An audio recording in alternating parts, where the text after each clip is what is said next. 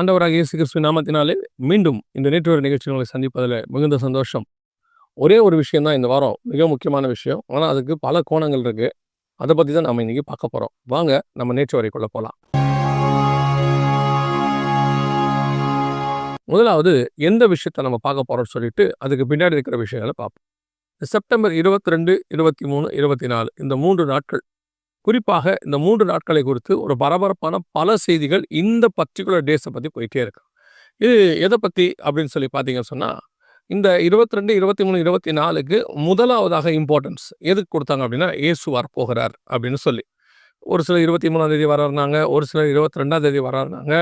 இதை இயேசு வருகிறார் ஏன் அப்படின்னு சொன்னாங்கன்றதுக்கு நான் பின்னாடி காரணம் சொல்கிறேன். இப்போது இந்த இயேசு வருகிறாருங்கிறதுக்கு இந்த டேட்டு கொடுக்குறவங்கள பற்றி நீங்கள் கொஞ்சம் புரிஞ்சு கொள்ளலாம். வசனத்தில் ரொம்ப தெளிவாக இருக்குது. அவர் நினையாத நாளிகையில் தான் வருவார். மனுஷகுமாரன் நம்ம நினைக்காத நேரத்தில் வருவார். அப்படி இருக்கும் பொழுது அந்த டேஸ் பற்றி நம்ம இந்த கெஸ்ஸிங் இது மட்டும் இல்லை, ஏறக்குறைய கிபி 40லேருந்தே இயேசு வரப்பட டேட்டை சொல்லிகிட்டே இருக்கிறாங்க. இன்னைக்கு வருவார், அன்னைக்கு வருவார்னு சொல்லி. வேதம் சொல்லுது, மனுஷகுமாரோட நாளாகிலும் நாளிகை ஆகிலும் பிதா ஒருவரை தவிர மற்ற ஒருவனும் அறியான், பரலோகத்தில் உள்ள தூதர்களும் அறியார், குமாரனும் அறியார். இப்படி இருக்கு. இப்படி இருக்கும் பொழுது இந்த இயேசு வரார் அப்படிங்கிற ஒரு ஹைப். ஒரு சிலர்லாம் எங்களுக்கு ஃபோன் பண்ணி கேட்குறாங்க, நம்ம பல வீடியோஸ்லேயே அதை நம்ம சொல்லியிருக்கிறோம், இயேசு வர தேதி நமக்கு தெரியாது, அது இன்னைக்கு நம்ம காத்திருக்கணும், அவ்வளோதான், இன்னைக்கு தான் வரார் அப்படின்ற ஒரு எதிர்பார்ப்போடு எப்பவும் காத்திருக்கணும் அப்படி. ஒரு சிலர்லாம் ஃபோன் பண்ணி அதெல்லாம் சரிதான் பிரதர் நீங்கள் சொல்கிறதா, ஒருவேளை அந்த நாள் இன்னைக்கா இருந்தால் என்ன அப்படின்னு சொல்லி 2 நாளைக்கு முன்னாடி கேட்டாங்க. ஒரு 20ஆம் தேதி போல் கேட்குறாங்க. அது நான் சொன்னேன், 24ஆம் தேதிக்கு வெயிட் பண்ணாதீங்க, இன்றைக்கே வெயிட் பண்ணுங்க, என்னைக்கு வேணாலும் அவர் வருவார், நினையாத நாளைக்கே வருவார். ஸோ இந்த டேட்டெல்லாம் கொடுக்கும்போது ஒரு வகையான நெகட்டிவிட்டி உங்களுக்குள்ளே கிரியேட் பண்ணிக்கிட்டே வராங்க. என்னென்னா, நம்ம ஊரில் ஒரு கதை சொல்லுவாங்க, புலி வருது அப்படின்னு ஒரு கதை. புலி வருதுன்னு ஒருத்தர் சும்மா சொல்லிக்கிட்டே இருந்தாங்க. ஒரு நாள் நிஜமாகவே புலி வந்துச்சாம். வரும்பொழுது ஜனங்க எல்லாம் ரொம்ப அசால்ட்டாக இருந்தாங்களாம் புலி வந்தது.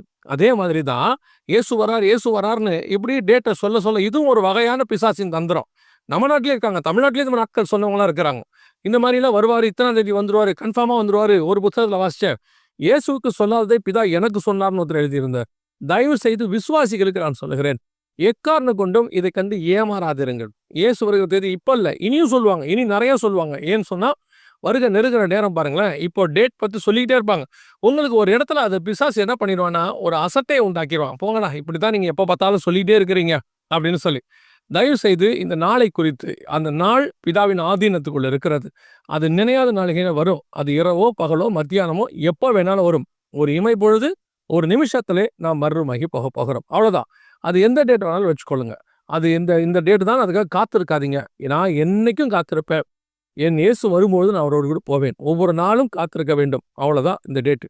ஸோ இந்த செப்டம்பர் 22, 23 இயேசு நிச்சயம் வந்துருவாரு அப்படின்னு சொல்லி ஒரு பெரிய கூட்டம் இதை நம்பிக்கிட்டே இருந்தாங்க. இதை சொன்னது யாருன்னா, இந்த தடவை யாருன்னா, ஆப்பிரிக்காவில் உள்ளதான ஒரு பாஸ்டர் தான் அதை சொல்லியிருக்கிறாரு.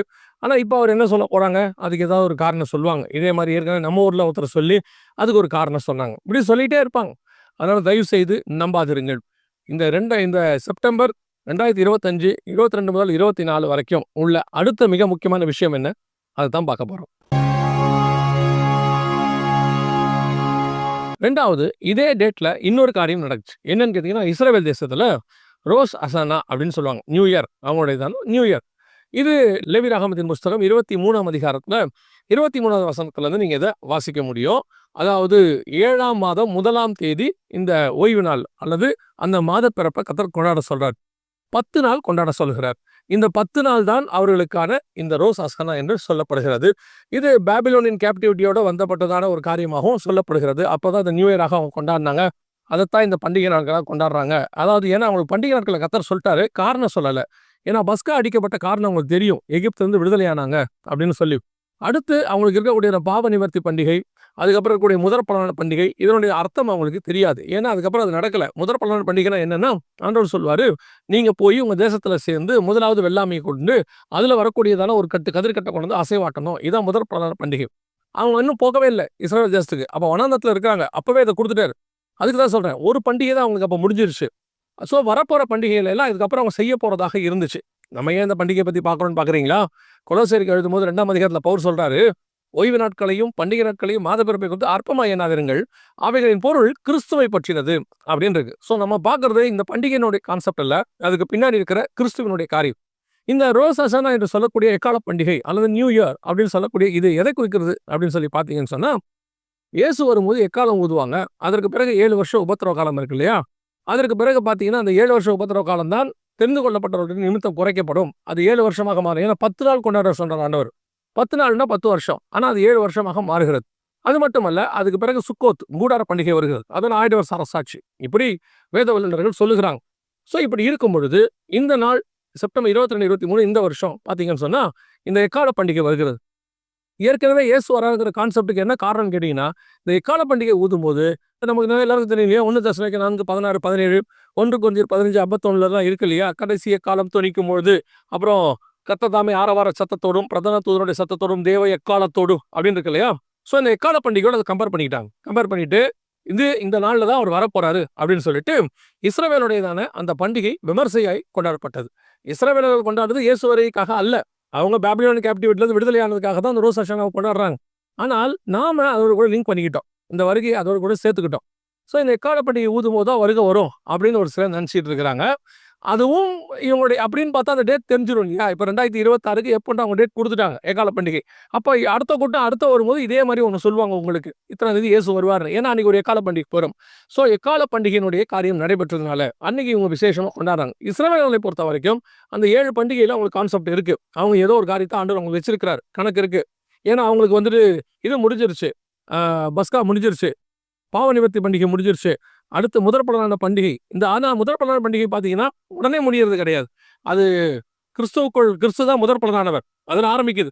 ஸோ இப்போ இந்த மாதிரி கான்செப்ட்ஸ் நிறைய கன்ஃபியூஷன்ஸ்லாம் இருக்கு.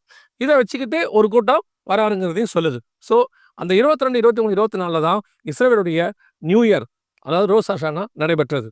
அடுத்து அதே 22, 23, 24ல இன்னொரு மிக முக்கியமான விஷயமும் நடந்துச்சு. அதையும் பார்த்துருவோம்.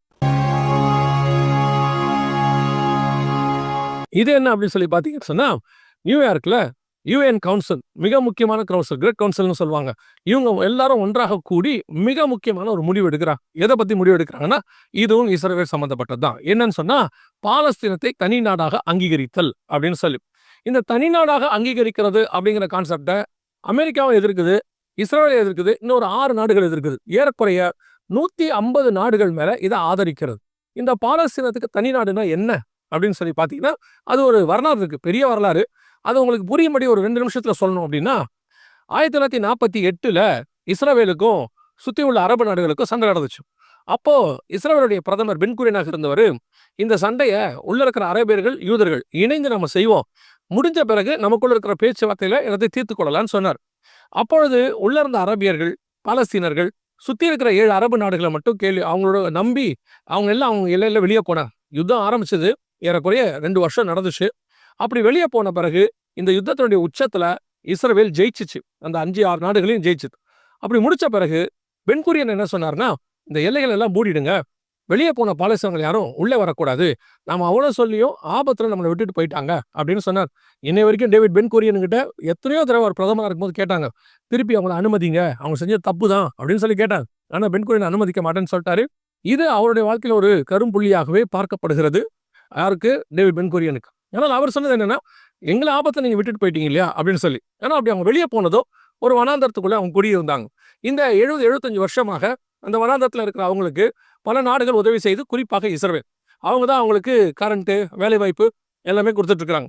அந்த கூடியிருந்த அவங்க எங்களுக்கு திருப்பி இந்த நாடு வேணும், இது உள்ள உடனே கேட்டவங்க ஒரு காலகட்டத்தில் எங்க கோரிக்கையை எப்படி மாத்திக்கிட்டாங்கன்னா, சரி நாங்க இருக்கிற இந்த இடத்த எங்களுக்கு நாடாக கொடுத்துருங்க அப்படின்னு. அப்ப இஸ்ரவேல் என்ன சொல்லுச்சு, அதுவும் உங்க இடம் இல்ல, அதுவும் எங்க இடம் தான், அங்க நாங்க உங்களை இருக்க விட்டுருக்கோம், அப்படி இருக்கும்போது அதை எப்படி நீங்க சொந்தம் கொண்டாடுவீங்க அப்படின்னு சொல்லி யுஎன் கவுன்சில்ல இதை அங்கீகரிக்க கூடாது அப்படின்னு இஸ்ரவேல் சொல்லுது. இதுதான் இஸ்ரவேல் பாலஸ்தீனத்துக்கு பின்னாடி இருக்கிற அந்த பாலஸ்தீன நாட்டினுடையதான வரலாறு. ஆனா எல்லா நாடுகளும் என்ன சொல்லுதுன்னா, 75 வருஷமா அவங்க அங்க இருக்கிறாங்கப்பா, அந்த நாட்டை அவங்களுக்கு கொடுத்துருங்க, அவங்க அந்த நாடாக இருக்கட்டும். இஸ்ரவேல் என்ன சொல்லுது, ஒரு நாள் அது அனுமதிக்க மாட்டோம், அப்படி ஒரு நாடே கிடையாது, அது எங்க இடம், எங்க இடத்துல அவங்க இருக்க நாங்கள் அனுமதி கொடுத்தோம் அப்படின்னு சொல்லுது. ஸோ இந்த பிரச்சனைகள் இப்பொழுது உலகத்தில் உள்ள எல்லா நாடுகளும், முக்கியமாக இங்கிலாந்து, கனடா, ஆஸ்திரேலியா, ஏன்னா இவங்க எல்லாம் ஒரு காலத்தில் இஸ்ரவேலுக்கு ஆதரவாக இருந்தவங்க, இவங்க அத்தனை பேரும் சேர்ந்து இப்போ அந்த நாட்டை எடுத்து பாலஸ்தீனம் தான் தனி நாடு அங்கீகரிக்கிறாங்க. இப்போ நாடுன்னு வந்து ஒரு தலைநகரம் வரணும் இல்லையா? தலைநகரம் எதை சொல்றாங்க அப்படின்னா, இஸ்ரவேலுக்குள்ள இருக்கிற எருசலேமை 2ஆ பிரிங்க, அதில் ஓல்டு சிட்டி, நியூ சிட்டியை கொடுத்து இந்த ஓல்டு சிட்டியை பாலஸ்தீனத்துக்கு தலைமையாக மாற்றுங்க அப்படிங்கிறாங்க. இதுக்கு தான் இஸ்ரவேல் ஒத்துக்கவே மாட்டேங்குது. ஏன்னா இந்த நாடை அங்கீகரிச்சிட்டா தலைநகராக அவங்க எருசலேம்ல பாதியை கேட்பாங்க அப்படின்னு சொல்லி. ஒரு கூட்டம் என்ன சொல்லுது, இப்படி கொடுத்துட்டா சமாதானம் வந்துடும் இல்லைங்களா? அதுதான் சமாதானம் வரவே வராது. ஏன் அப்படின்னு கேட்டீங்கன்னா, 75 வருஷமாக இவர்களுக்குள் சமாதானம் கிடையாது. ஏறக்குறைய 6-7 பெரிய யுத்தங்களே நடந்திருக்கு.